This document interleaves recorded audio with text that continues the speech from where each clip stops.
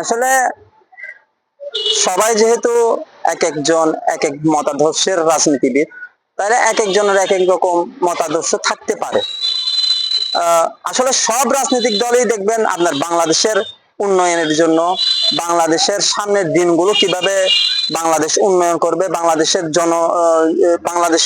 জনমানব বন্ধক যে রাজনীতি আছে এটা করার জন্যই ওনারা মূলত এই যে প্রধান উপদেষ্টার সাথে বৈঠকে বসছেন এবং ওনার সাথে এইসব কথাবার্তা, এই যে আলাপ সংলাপ এগুলো দিচ্ছেন।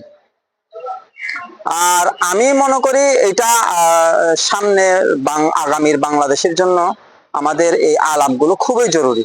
আমরা সবাই জুলাই বিপ্লবে যেমন আমরা কাঁধে কাঁধ মিলিয়ে যেমন আমরা জুলাই বিপ্লবটা করেছি, সামনের দিকে নিয়ে গিয়েছি, স্বৈরাচারকে পতন করছি, ঠিক একইভাবে বাংলাদেশের যত রকম সমস্যা আছে, করিডোর বলেন, আপনার দেশের এবং বিভিন্ন রকমের যে সমস্যাগুলো আছে এগুলো সমাধানের জন্য সিনিয়ররা, আমাদের যে সিনিয়র নেতৃবৃন্দ আছে ওনারা আমাদের প্রধান উপদেষ্টা সাহেবের সঙ্গে বৈঠক করেছেন এবং সামনের বাংলাদেশকে আরো সুন্দর করার জন্য এই বৈঠকটা হয়েছে। আমি মনে করি যে সামনের দিনগুলো আমাদের জন্য সুন্দর এবং ভালো কিছু বয়ে নিয়ে আসবে।